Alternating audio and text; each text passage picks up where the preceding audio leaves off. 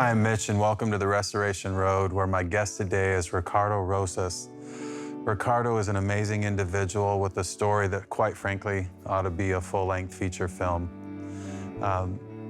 God met Ricardo in prison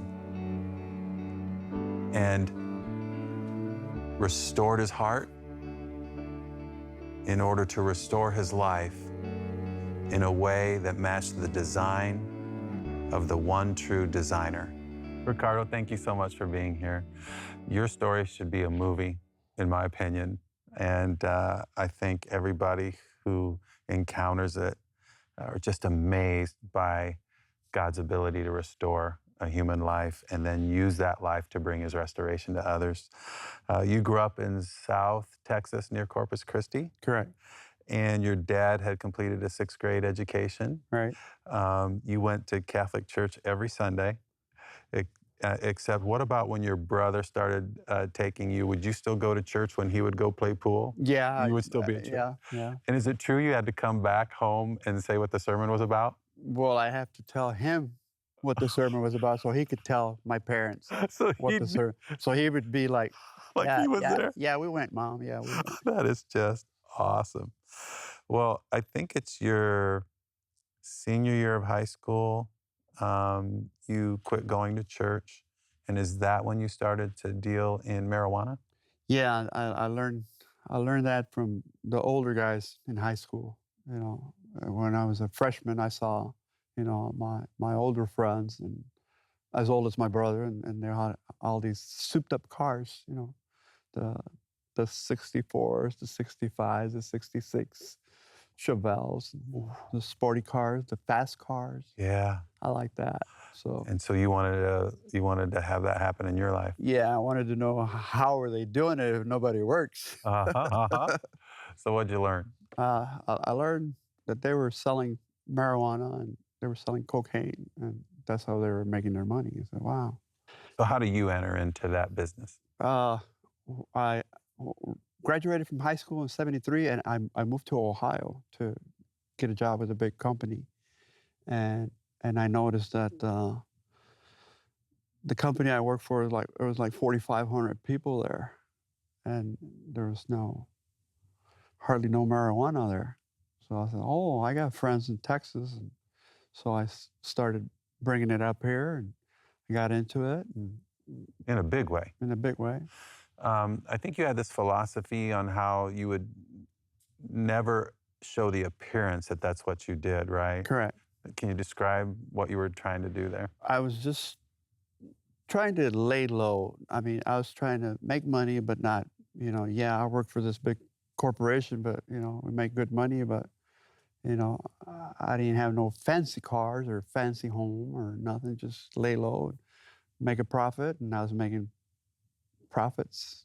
You were doing a big volume, and did you do a smaller margin in order to keep the volume going? That was your business philosophy?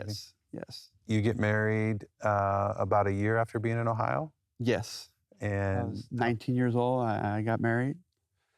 And is your wife aware of your drug dealing business? No.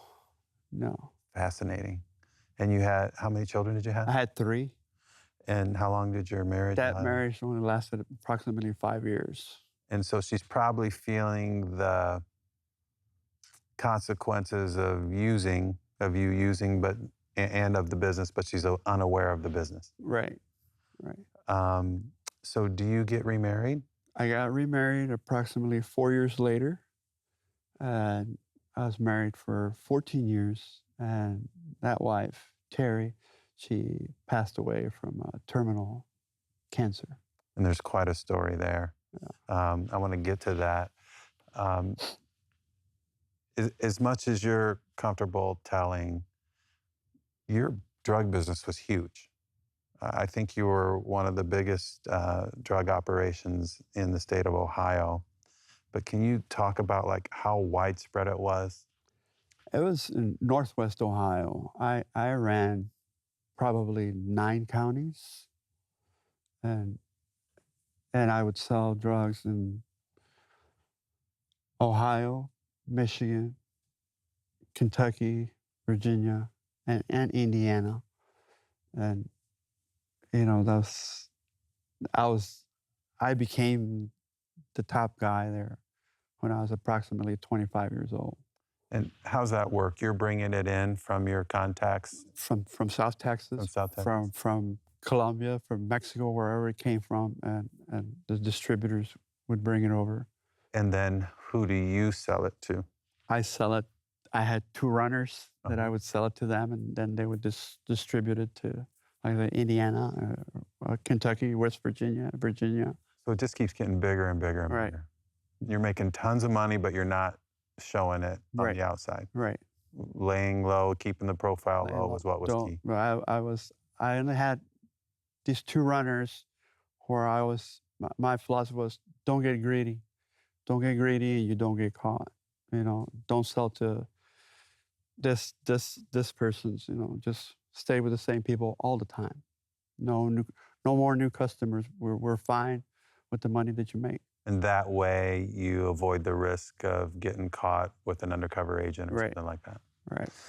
Well, you're a tough dude. And in spring of 93, what happened to you? In spring of '93, I got busted. I was selling the marijuana and I sold a drug by, like say last week, and then here comes the following week. Here comes one of my runners and said, I need 3 pounds of pot. I said, wow. I said, well, all right.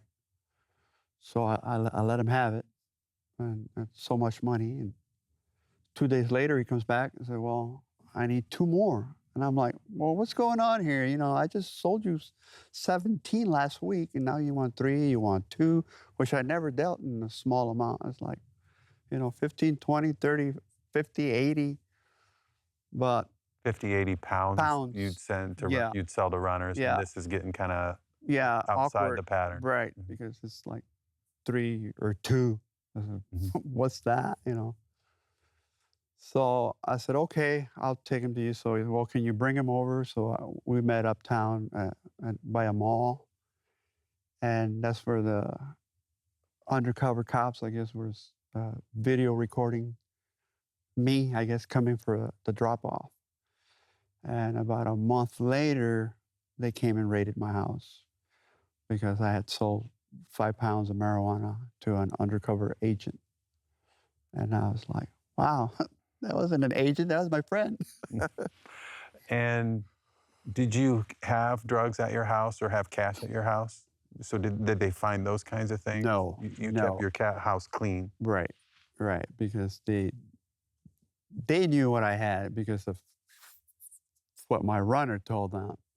But I don't know, I was pretty smart back then, and I always kept everything away from the house. No money, no drugs. When they came, within a couple hours they were gone. They were already distributed. It was already called for, and they were already spoken for, and they were gone. Now, you discovered that one of your runners or distributors was in trouble, and he's who turned against you? The Or the runner, bus? The runner did. And you knew that something had to happen because he did that. Right. He set me up with these drug buys that he knew it was a no-no. And I was curious as to why he wanted those 3 pounds, and then 2 days later he wanted 2 pounds. And I'm like, something is wrong. Well, sure enough, another coworker that I had from the company I work for, I said, you've been set up. I said, what? I said, no way. So I called my 2 runners individually to come over to my house because this guy didn't know this guy, and this guy didn't know this guy. Mm. And when they came to my house, you come on time, not 10 minutes later or 10 minutes early, you right on the dot, and you're in and out. So I questioned both of them. That the younger one, he's messed up on the questioning. He says, no, I wouldn't say nothing. I wouldn't do nothing. But he was already set up by them. Like I said earlier, I didn't want them to get greedy. And he got greedy and started selling to this person and that person. And one of the persons he sold to was a young lady, and she was an undercover cop detective, whatever. And that's how he got busted. So he had to come set me up because he didn't want to go to prison. And he sold those drugs in front of his little ones. Mm. So they threatened him by taking his little kids away from him. Mm. And what were your plans for him? Oh, just get rid of him. And you thought, I think, at first that you could buy off the judicial system for your case, but that didn't work. That didn't work. And the drug agents evidently stayed with the runner, their informant, because they knew that you might take care of him. So what happens in your court case? In my court case, well, I ended up suppressing the evidence, and sure enough, there's my picture and by my truck and giving him the pot, and then they had audio also as well, you know. So I ended up pleading no contest, meaning, you know, I'm guilty. Mm-hmm. And what was your sentence? My sentence was 4 to 15, so 8 to 30. Oh my goodness. So you end up in prison in Lima, Ohio? I ended up in Lima, Ohio. And how long had you been there when Terry calls? Approximately 6 to 8 months. And she was visiting me, but then she looked kind of frail. I said, what's wrong? What's wrong? And, you know, well, nothing, you know, just feels tired and wore out. And the driving, she had to drive 50 miles to go see me in prison. And I said, well, don't worry about it. I'll get out in 6 months because, you know, that's the law in Ohio. You do 6 months for getting busted with 999.9 pounds of pot. But that didn't work, so she kept coming to visit me. And then one day I get a call in the prison, and it was her. And I'm thinking, well, maybe one of my grandparents died. So I go grab the call at the chaplain's room there, and he let me talk, and it was my wife. I said, well, who died? What happened? She said, no, it's me. I'm the one that's going to die. I said, what are you talking about? She said, well, the doctors found all this cancer in me, and it's inoperable and incurable, and they gave me 6 weeks to live. And that just tore me out. That's, you know, it's terrible. Mm. And so did you start to pray? I did real hard. And you know, I wanted to get out, and I couldn't get out. And, you know, so I remember getting a little Gideon Bible in a county jail, which I was only there 2 weeks. And you still have the Gideon Bible? No, I don't. Oh, okay. I passed it on. No, but did you have it in prison? I have it. Okay. I had it. I had it in prison because I figured, well, people in prison, they steal everything you have. I said, well, they're not going to steal my little Bible. So sure enough, it was there, and I started reading up on it. And you come across 1 Peter 2:24. He's quoting Isaiah, by his stripes you have been healed. What did that do to you? That changed, you know, my way of thinking of the Word of God, you know, and how to start praying to Him. How to, you know, I wanted my wife healed. I wanted my wife, you know, to be good, in good health. You know, I felt she was going to die, and I was going to be in there, you know, and that was, I couldn't handle that. Mm. So I started praying hard, you know, and I just, well, I didn't know what else to do. I even wrote a letter to President Bill Clinton to give me clemency. I said, man, you got to let me out. They wrote back too, didn't they? He wrote back, Mm-hmm. and I have a copy of that letter, and he said, I can't because you did not commit a federal crime. I said, oh my goodness. And the state of Ohio, had they invested 20 years in trying to find you? That's what they told me, that they were trying to catch me, infiltrate me. So they were almost looking for who you were from the moment you were in Ohio. I guess. Well, a prison guard takes you somewhere else in the prison. What happened that? Yes, prison guard, they called him Mr. D. He was a big guy, man of color, and he had a big scar in his face. And man, this guy had a rough life, but He called me one day. He says, "Come on." He knew about my wife, and then he grabbed me and said, "Come on, let's go." So where are we going? I said, "Well, just come on, let's go." I was like, "Oh my goodness." So here we go down another corridor, and I said, "Oh my goodness, where are we going?" So I could hear men singing in the far away, like 100 feet away. Like, wow, where are we going? Lima prison, the old prison was like a dungeon out there. It was bad.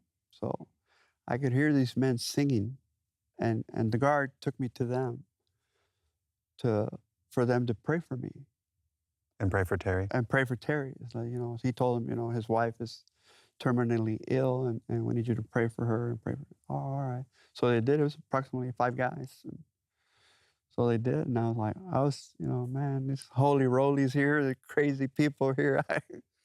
Did it make you want to go back? Yeah, because I didn't know. I mean, I'd never done that before, Mhm. other than when I was a little kid going to church, but I'd never done that growing up, doing the drug thing in Ohio and all. I've never went to church. And then one night, I assume it's not long after that, do you hear the audible voice of Jesus? Yes, I did. What happened and what did he say? I was still, always thinking how to get out. How do I get out now? How do I get out now? I wrote Bill Clinton. I gave these guys all my money, and I'm still in here, and the law says this, and I'm still in here. And the drug business did you operate that for a little bit from prison or No. So that That comes just to an end. kind of comes to an end. Okay. And of course, somebody else takes over. Yep. But yes, I was, there in my cell contemplating what I'm going to do if my wife dies. I'm like, wow. So then I hear somebody called my name, Ricardo. I said, what? And then it's like, Ricardo. I said, what? I heard these 5 guys. We slept in like a 14 by 14 dorm. And I thought it was one of them. I don't know, around midnight. I don't know. So I sat up in my bunk, and well, they were all asleep. I'm like, wow. So the voice kept saying, I put you in here. And I stood up and I'm looking. So I put you in here. You need to calm down. I will take care of your wife. I will take care of you. And I was looking around, like, wow, God is talking to me. And I sat down and I was amazed. And well, the next morning I called my wife, Terry. Wow, I had a visitor last night. So she was like, wow. He said, you're going to be all right. You're going to be all right.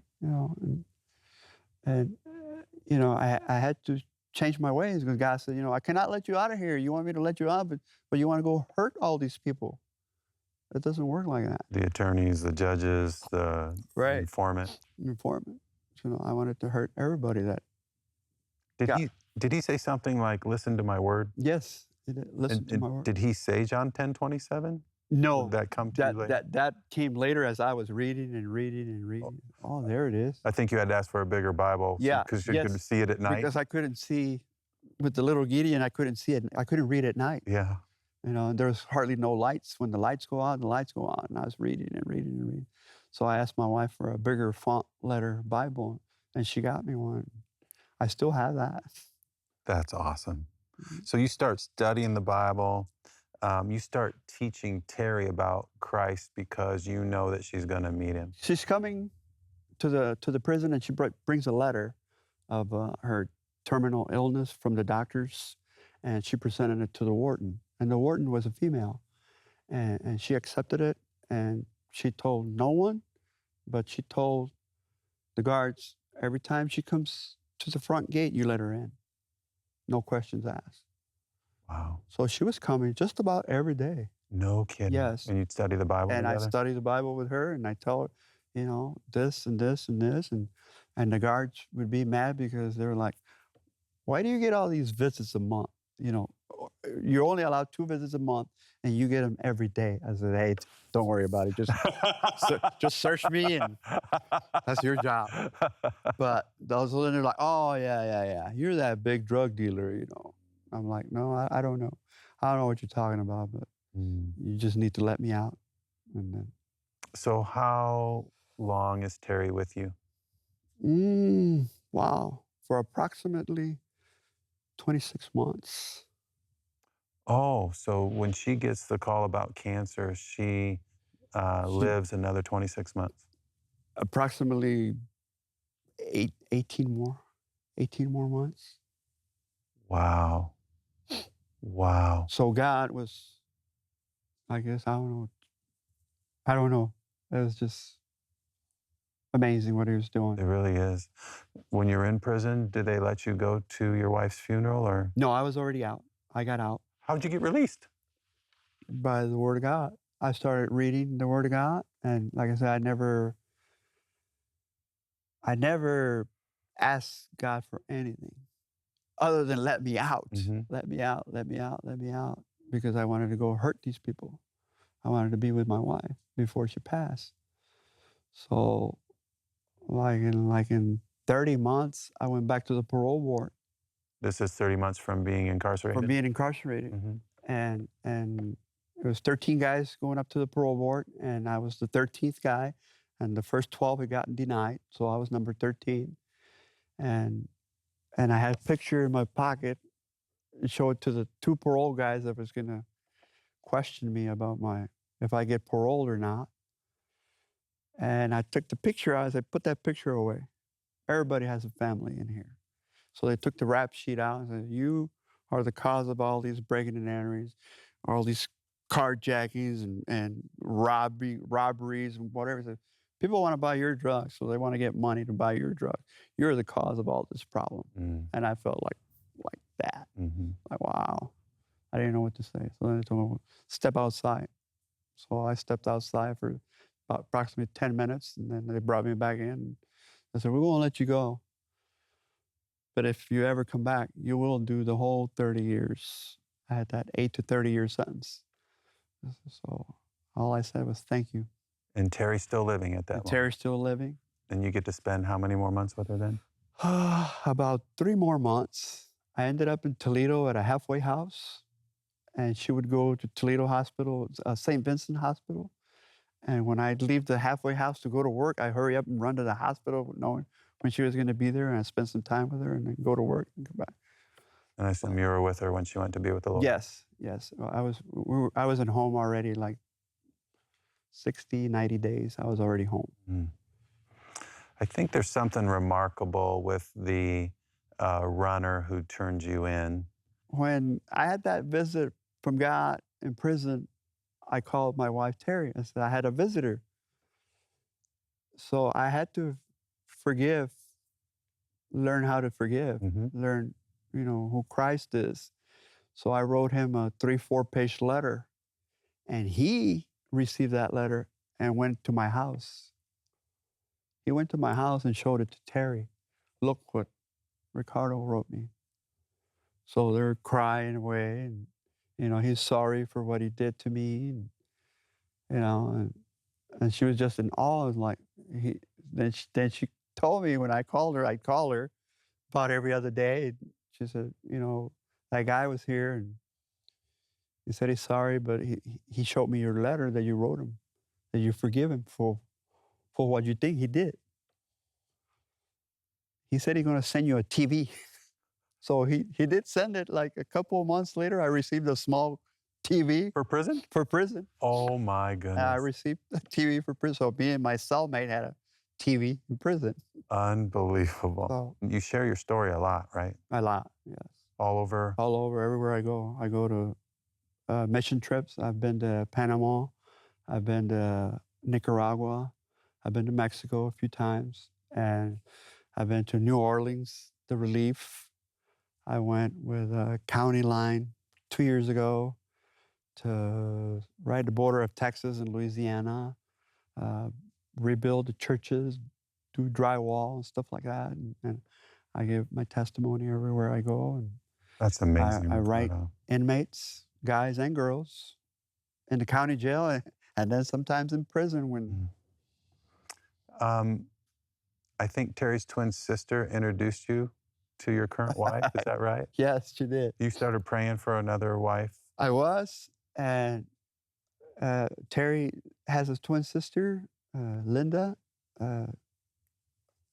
She called me over to her house about a year after I was widowed, and I met Patricia, my wife now, and her brother and her mom. They had just gotten here from Mexico City. So a couple of weeks later, my sister-in-law calls me again and says, come on back for another cookout. So I go there again, and I'm like, oh, this girl's up to something. So here I'm trying to figure out what is she cooking up. She's trying to set me up with my mother-in-law. She says, no, it's not the daughter. I said, no way. My daughters are that age. I said, no, that girl's going to kill me. No, I said, no, I'm going to college right now. I said, I don't have time. So I went back days later and met Patricia. I dated her 3 times, and that was it. I said, I don't have time to date. You want to get married, yes or no? When I finished college. So she said yes, and then my sister-in-law got mad. Well, we've been married 22 years now. Congratulations. So, you know, God works amazing things. You know, he has blessed me well. Ricardo, you're amazing. I just, you're a living portrait of God's restoration and how he uses someone who'll surrender his or her life to him and be used to bring that restoration to others. Thank you so much for sharing your story with us. Thank you. Psalm 142:7 is a verse that has been important to me, and I found great comfort that it was also very important to Ricardo. And it says, free me from this prison so I may praise your name. Ricardo was freed from a physical penitentiary so that he could praise the name of Christ, and he continues to do that to this day. Whatever's got a hold of you, I would invite you to pray that prayer and authentically, wholeheartedly share with the God of the universe that you want to be able to praise his name and be used by him to bring his restoration to others. He will honor that prayer. He will make you new again, and he will restore all of those around you if you are willing to be used by him, and if those around you will do the same. I'm Delaney Bauman, and this is my husband, Mark. Please join us and Mitch on the Restoration Road next week. The doctor.